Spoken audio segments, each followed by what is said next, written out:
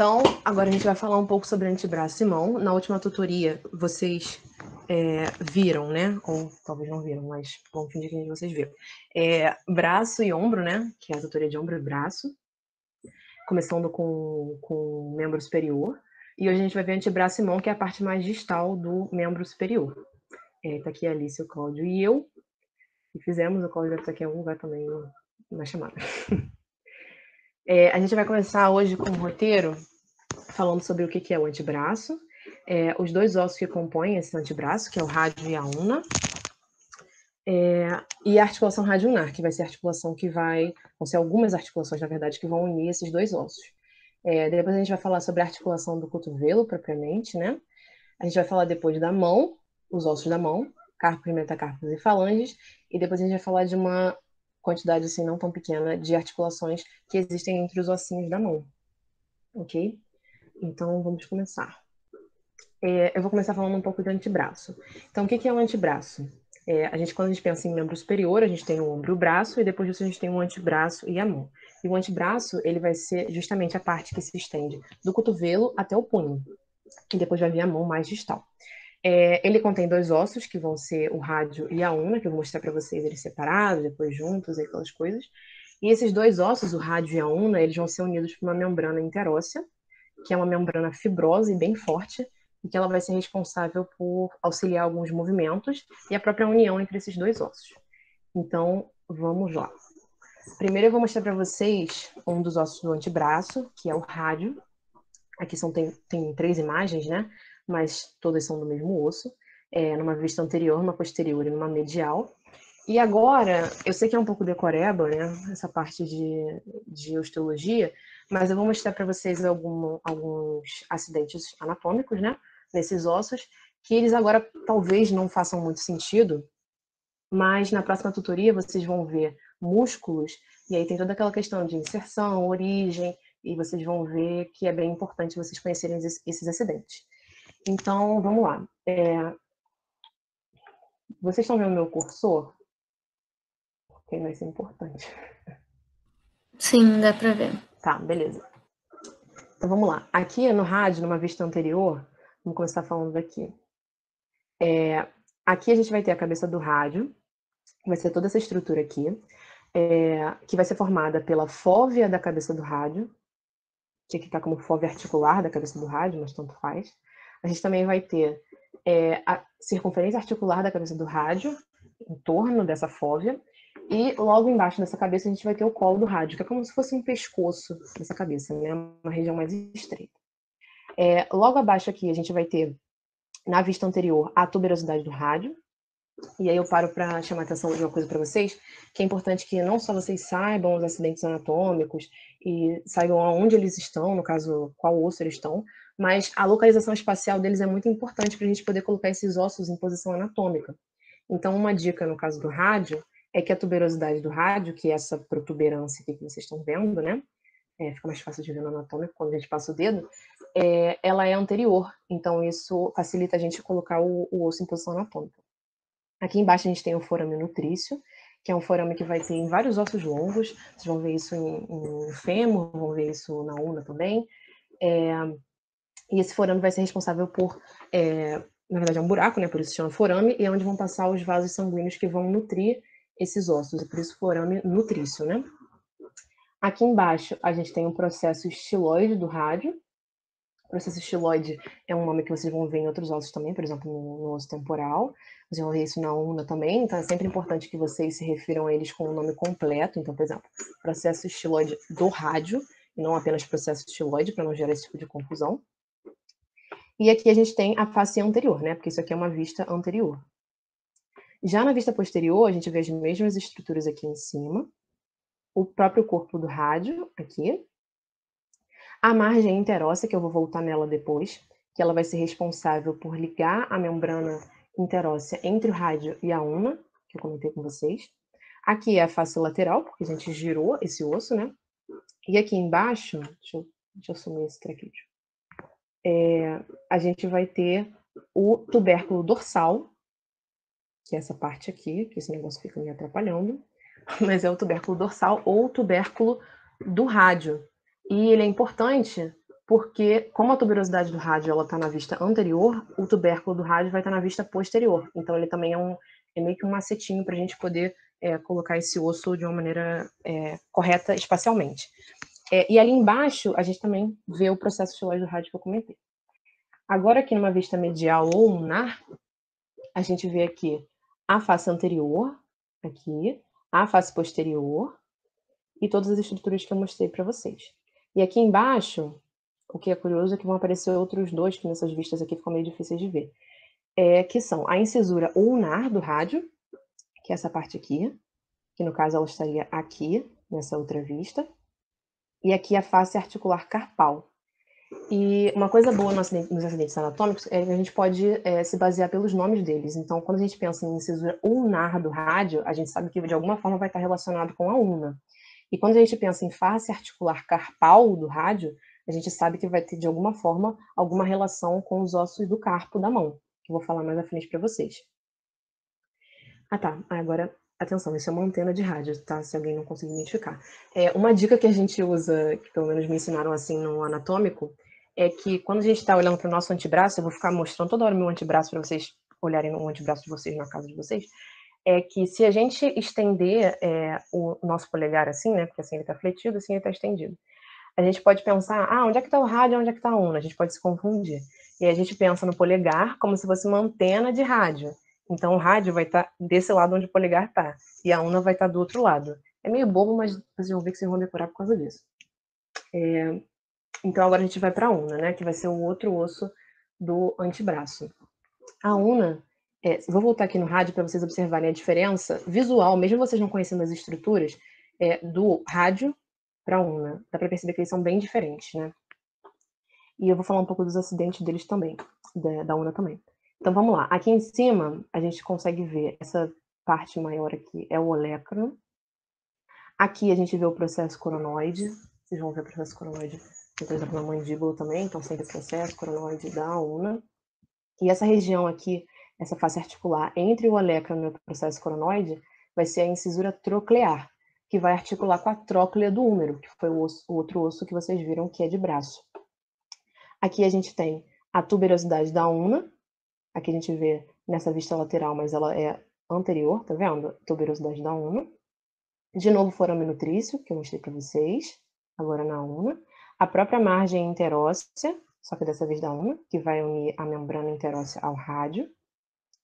E aqui embaixo, a gente tem, que é meio estranho, a cabeça da ulna. Porque no rádio a gente tem a cabeça em cima, né? O rádio tem a cabeça mais proximal. Mas a ulna vai ter a cabeça mais distal. E aí o que a gente lembra é que a ulna está de cabeça para baixo, porque a cabeça dela fica para baixo. Também é idiota, mas vocês vão lembrar disso depois. A cabeça da ulna é toda essa região aqui, e ela também vai conter um processo estiloide, que é essa protuberância aqui. Além disso, a gente vai ter também uma circunferência articular. E o resto são as faces, né? Aqui na vista anterior, a face anterior, aqui a face medial e aqui a face posterior, tá? Outra coisa para ajudar a memorizar é a questão de vocês lembrarem da ulna como se fosse uma chave inglesa. Se vocês forçarem um pouco, dá para lembrar da ulna, essa vista aqui, da chave inglesa. Então tentem fazer essas associações porque facilita quando a gente está aprendendo o osso. E agora eu vou mostrar para vocês o antebraço do rádio e a ulna unidos pela membrana interóssea, né? Porque primeiro eu mostrei o rádio separado, a ulna separada, e agora a gente vai complicar um pouco mais, que é como que esses ossos se relacionam para formar o antebraço. Aqui, novamente, tem todos aqueles acidentes que eu mostrei para vocês. O que eu queria chamar a atenção aqui é justamente a membrana interóssea da ulna, a membrana interóssea do rádio, que vão ser as duas... a margem interóssea da ulna e a margem interóssea do rádio, que vai ser justamente onde vai unir a membrana interóssea, que é esse tecido fibroso, essa membrana fibrosa, que vai unir esses dois ossos. E se vocês perceberem, essa imagem aqui é uma vista anterior em supinação, e aqui é uma vista anterior em pronação. Se vocês não estiverem muito familiarizados com esses termos, que a gente falou em algumas outras tutorias, e se vocês também não lembram disso da academia, que também ajuda um pouco, a gente pode pensar em supinação como se fosse uma súplica, então quando a gente está pedindo alguma coisa, E pronação, quando a gente está prometendo alguma coisa, né? Colocando a mão sobre um livro. Eu acho que foi o André ou o Pedro que comentaram isso com vocês. Agora eu estou repetindo o macete. Então, o que Foi o acontece? André, naquelas tutorias iniciais, ele comentou isso. Foi o André, né? Então, ótimo para decorar isso. Então, quando a gente está com o antebraço em supinação, ou seja, assim, espero que vocês estejam vendo. Quando vocês estiverem com o antebraço assim, essa vai ser mais ou menos a configuração desses dois ossos da membrana interóssea do antebraço. Mas quando a gente girar o antebraço e colocar ele em pronação, a gente vai perceber que a una ela praticamente não se move, né? Ela fica como se formando quase que um eixo, e quem vai girar em torno dela é o rádio. Então vocês percebem que aqui, ó, é a cabeça do rádio, né? A circunferência articular da cabeça do rádio, que é essa parte cinza aqui, vai girar em torno da incisura radial da una, aqui, e a gente vai perceber que a parte distal, né, a extremidade distal do rádio, vai girar em torno da cabeça da una, gerando isso aqui, ok? E uma coisa que agora começam as partes das articulações, né, que eu queria comentar é que, dependendo da polêmica, né, existem 3 articulações entre o rádio e a una, por isso articulações radio-unares, ou radio-unares. Por que é meio polêmico? A gente vai ter a articulação radio-unar proximal, que é justamente essa aqui que eu falei, da circunferência articular da cabeça do rádio, da incisura radial da una. A gente vai ter, com certeza, aqui embaixo, a extremidade distal do rádio com a cabeça da una. E a polêmica, qual é a articulação, né, que faz essa polêmica? É justamente a própria membrana interóssea. Porque alguns autores, alguns anatomistas consideram a membrana interóssea como uma outra articulação radio-unar. E existem anatomistas que não consideram. Então, se a gente considerar todas as articulações, são 3. Mas vocês vão achar livros também falando sobre 2. A articulação radio-unar proximal e a distal, elas vão ser sinoviais, do tipo trocoide. E essa articulação, se vocês considerarem que ela existe, média, que é a própria membrana interóssea, ela vai ser do tipo sindesmose, porque é uma membrana fibrosa unindo 2 estruturas, ok? E agora a gente vai falar um pouco sobre a articulação do cotovelo, né? O que forma o cotovelo. A articulação do cotovelo, ela é do tipo sinovial e gínglimo. Gínglimo é outro nome para dobradiça, então a gente pensa, o que a gente faz com o nosso cotovelo? A gente flete o nosso cotovelo e a gente estende o nosso cotovelo, por isso gínglimo ou dobradiça. E essa imagem aqui eu consigo mostrar para vocês não só a configuração do rádio junto com a una, mas também com o húmero, que é o osso do braço. E agora eu vou mostrar para vocês alguns acidentes, não todos, obviamente, né, de uma maneira mais rápida. Os acidentes do húmero que se relacionam com o rádio e a una para fazer essa articulação do cotovelo funcionar. Então vamos lá com bastante calma. Aqui a gente tem o capítulo do húmero, que vai se articular com a cabeça do rádio, que eu mostrei para vocês. Além disso, aqui a gente tem a tróclea do húmero, que vai se articular com a incisura troclear da una, que eu também mostrei para vocês. Aqui, mais anteriormente, a gente tem o processo coronoide, e mais posteriormente a gente tem o olecrono. E o que acontece? Aqui a gente está vendo um cotovelo em extensão, né? Estendido. Mas quando a gente fletir esse cotovelo, né, fazer uma flexão desse cotovelo, a gente vai perceber que existe um limite nessa flexão. E o que vai acontecer? Essa cabeça do rádio, se a gente tirar ela da tela, né, o próprio rádio da tela, a gente vai perceber que a cabeça do rádio vai encontrar aqui a fossa radial. E o processo coronoide da una vai encontrar a fossa coronoide no húmero. E essas estruturas aqui são basicamente as estruturas principais para formar essa articulação do cotovelo. Aqui a gente vê o olecrano, né, numa vista posterior, e aqui a fossa do olecrano, que fica no húmero.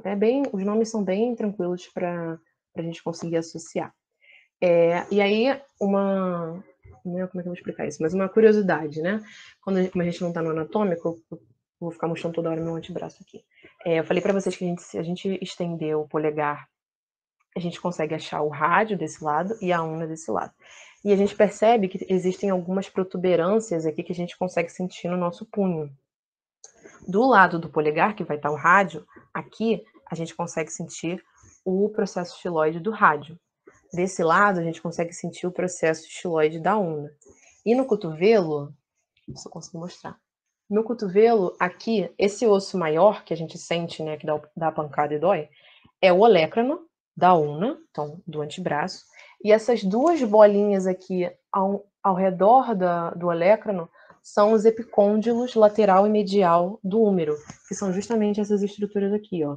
O epicôndilo medial e o epicôndilo lateral. Tô falando essas besteiras e mostrando meu cotovelo aqui à toa, mas é para vocês em casa ficarem palpando essas regiões para vocês entenderem mais ou menos espacialmente onde é que esses ossos estão, né?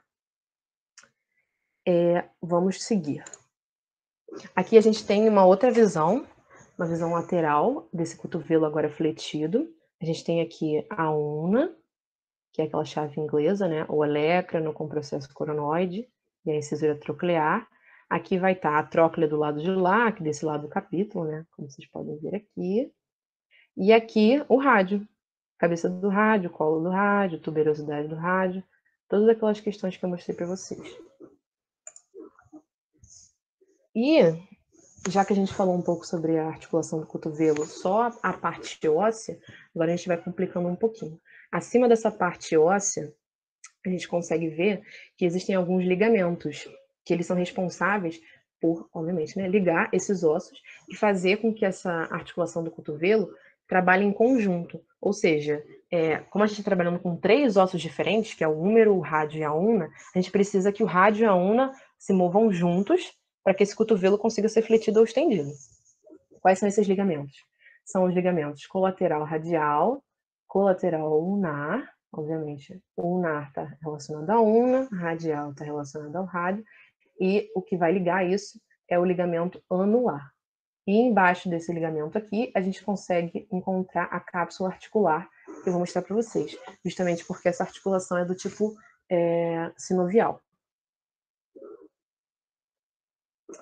Aqui, se a gente tirar aqueles ligamentos que eu mostrei para vocês nessa imagem aqui, a gente vai encontrar isso aqui, que é justamente a cápsula articular seccionada. O que a gente vai encontrar nessa cápsula articular seccionada, né, numa articulação sinovial? A gente vai encontrar muitas coisas, que o Henrique provavelmente vai comentar com vocês, ou vai comentar porque ainda vai ter M2. Aqui a gente tem a membrana sinovial, que vai revestir internamente essa cápsula articular. A gente tem os coxins gordurosos, que a gente vê aqui, eu não sei se dá para ver muito bem na imagem, mas é uma parte mais alaranjada aqui dentro. A gente tem também aqui o líquido sinovial, né, que vai lubrificar essa articulação. E aqui a gente tem as próprias cartilagens articulares, que vão ser feitas de cartilagem hialina e vão permitir esse movimento de dobradiça do cotovelo. E um outro detalhe. Por que é importante essa questão da articulação radioulnar, ou seja, entre o rádio e a ulna, e a própria articulação do cotovelo, na prática? Na prática, isso vai ajudar o próprio ombro, a pegar força, né, aplicar força quando a gente quer segurar alguma coisa, e também a controlar a nossa mão no espaço, o que evolutivamente é muito importante, né, porque a gente pode pegar objetos, pegar comida, enfim, essas coisas assim. Mas isso é uma questão mais evolutiva. E agora sim, falando da mão, né? Mão, ok. A mão vão ter 3 tipos de ossos, que são os carpos, os metacarpos e as falanges. E eu vou começar falando dos carpos, porque eles estão mais proximais, e as falanges vão estar mais distais, e a gente vai explicando nessa ordem. Aqui a gente consegue perceber o quê? Vocês conhecem esse osso aqui, que é o osso do rádio, e esse osso aqui, que é o osso da ulna. E eles são ossos longos, né? Eu acho que vocês não devem ter muita dúvida sobre isso. Mas aí agora eu queria perguntar sobre esses ossos aqui, ó. Esses 8 ossos aqui. 4 aqui em cima e 4 aqui embaixo. Então, 4 mais proximais e 4 mais distais, que são os ossos do carpo. E aí eu queria perguntar para vocês qual é a classificação deles. Qual é a classificação deles? Alguém pode abrir o microfone e me dizer? Se eles são ossos longos? O que eles são?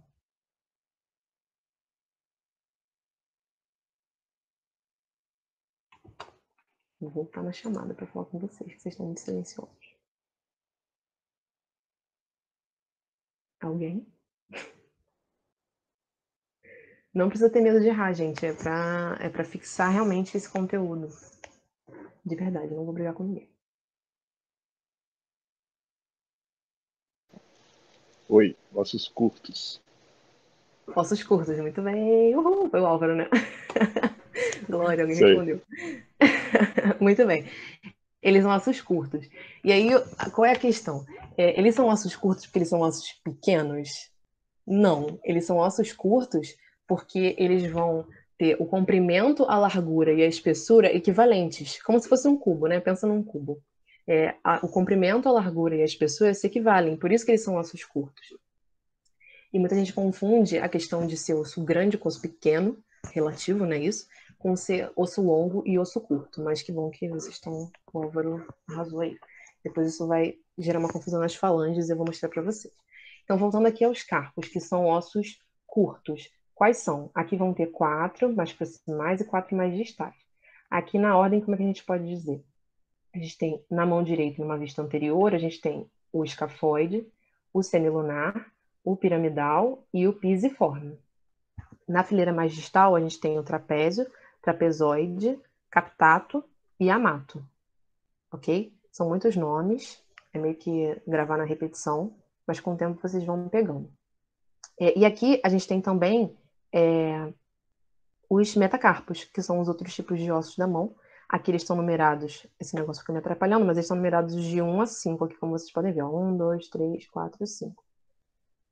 E aí, o que seria o dedo 1, né? O dedo 1, independentemente de você estar falando de pé ou de mão, vai ser sempre o polegar, né? Na mão o polegar, no pé o hálux. E os dedos de 2 a 5 vão ser os outros dedos, os outros míseros dedos. E aqui a gente consegue ver justamente o processo estiloide do rádio e o processo estiloide da una, que eu já tinha mostrado para vocês, né? As partes distais desses ossos. Foi. Aqui tem um esqueminha que a gente fez bem bobinho para vocês entenderem como é que esses ossos do carpo estão dispostos.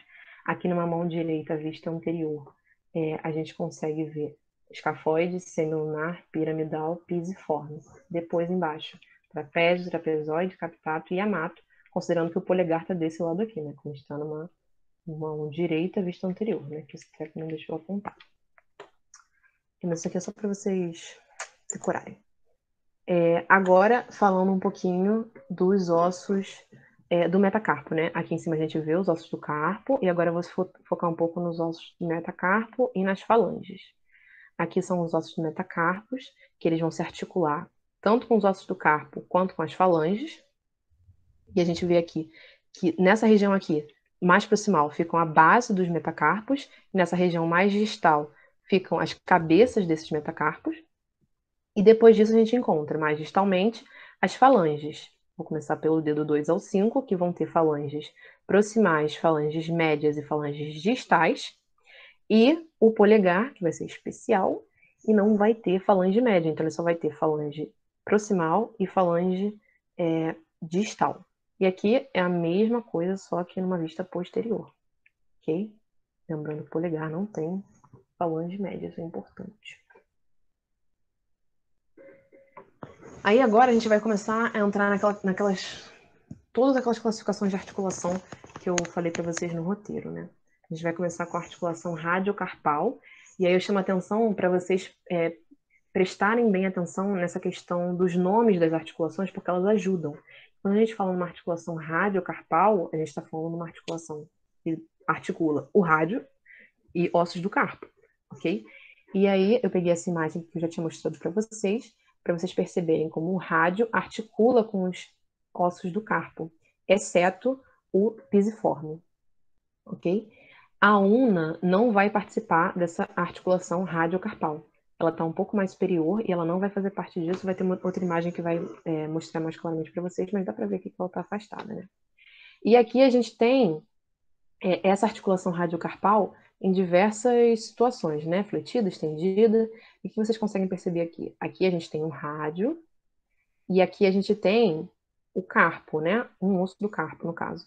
Está seccionado aqui. E entre o osso do carpo e o osso do rádio, a gente vai encontrar a articulação radiocárpica ou radiocarpal, tá? Vocês vão achar das duas formas. E depois disso, vocês vão ver outras articulações que eu vou mostrar numa outra imagem. Mas, basicamente, essa articulação é muito importante, porque ela vai ser do tipo sinovial também, como o cotovelo, mas é elipsoide ou condilar, né? Também vocês podem encontrar das duas formas. E elas são importantes porque, essa articulação, no caso, é importante porque essa articulação radiocarpal vai ser responsável pela nossa mobilidade do punho. Então, flexão, extensão, abdução, adução, circundação, tudo isso a gente consegue fazer com essa articulação no punho, graças à radiocarpal, ok? Agora aqui, que o bicho pega. Porque aqui a gente tem, novamente, rádio, ulna, os ossos do carpo, as duas fileiras que eu mostrei para vocês, os 4 proximais, os 4 distais, e os metacarpos. A articulação que eu estava falando para vocês, que é a radiocarpal, é justamente essa aqui, ó, que articula o rádio com os carpos. Só que a gente tem outras articulações aqui entre esses ossos, né? Por exemplo, aqui a gente tem essas partes cinzas, né? Essa aqui mais vertical é a articulação radioulnar distal. Essa aqui eu já falei é a radiocarpal. E entre os ossos do carpo a gente vai ter as articulações intercarpais, né? Entre os carpos. Tanto nas fileiras, verticalmente, quanto... Aqui é verticalmente, quanto essa aqui, que parece ser uma linha horizontal, apesar de não ser muito horizontal, que vai separar a fileira proximal da fileira distal dos carpos, que vai ser a articulação mediocarpal. Espero que vocês estejam conseguindo ver meu cursor, ok? E aqui embaixo a gente vai ter as articulações carpometacarpais, ou carpometacárpicas, que são entre os ossos do carpo, e os metacarpos, que são essas aqui. E, por fim, as articulações intermetacárpicas, que são essas aqui mais verticalizadas, que vão ser entre os metacarpos. Os nomes não são fáceis, assim, porque são palavras difíceis de pronunciar, mas se você parar para pensar, dá para descobrir pelo que o próprio nome te diz. Então, tenha atenção a isso. E agora, falando um pouco da classificação dessas articulações, né? A articulação radiocarpal, eu falei para vocês que ela é sinovial do tipo elipsoide ou condilar. E as articulações intercarpais, entre os carpos, elas vão ser junturas planas, sinoviais do tipo juntura plana. E o que é uma articulação do tipo juntura plana? É quando você tem uma aposição de superfícies planas ou ligeiramente planas, ou seja, uma levemente convexa, uma levemente côncava, ou duas planas, e que você apõe essas duas superfícies e elas conseguem deslizar entre si. Então, você tem um deslizamento nessas articulações do tipo juntura plana, que são as intercarpais. As articulações carpo-metacarpais, que são entre os carpos e os metacarpos, elas também vão ser do tipo sinoviais, junturas planas, e a gente consegue, na nossa mobilidade da mão, perceber, né, que no caso seria aqui, a gente consegue perceber que não existe muita mobilidade nessa parte, né, porque a gente só consegue deslizar esses ossos. E as articulações carpo-metacarpais também são dessa classificação. E as intermetacarpais também só permitem deslizamento, são junturas planas. A exceção aqui nessa história toda vai ser essa aqui, que é a carpo-metacarpal do polegar, que aqui é o dedo 1, então é a carpo-metacarpal do polegar. Por quê? Porque ela é do tipo juntura celular. E o que é uma articulação do tipo juntura celular? Ela é uma articulação que chamamos de articulação completa, que você consegue fletir, estender, abduzir, aduzir, circundar. E é o que faz, como a Alice disse para mim quando eu estava treinando a tutoria, que é o que nos faz humanos. Eu quis repetir essa frase porque ela marcou minha vida. Por quê? A gente só consegue movimentar o nosso polegar do jeito que a gente movimenta, nessa parte aqui, e é o que faz a gente segurar uma caneta, é o que faz a gente conseguir pegar alguma coisa, é justamente essa articulação, carpo-metacarpal do polegar, que é do tipo juntura celular. Então ela é muito importante evolutivamente porque nos faz humanos, como a Alice disse. E é verdade, ela não está errada. Então vamos continuar. E aqui, por fim, a gente vai ter... Deixa eu primeiro localizar os ossos para vocês. Aqui a gente tem um metacarpo, tá? Aqui é um osso metacarpal, então um metacarpo. Alguém vai falar alguma coisa? Não? Não, Cláudio só tava falando aqui que ela faz a reflexão dela. E a Ana Luísa falou que é amor. Isso. Isso. E aqui a gente tem as falanges.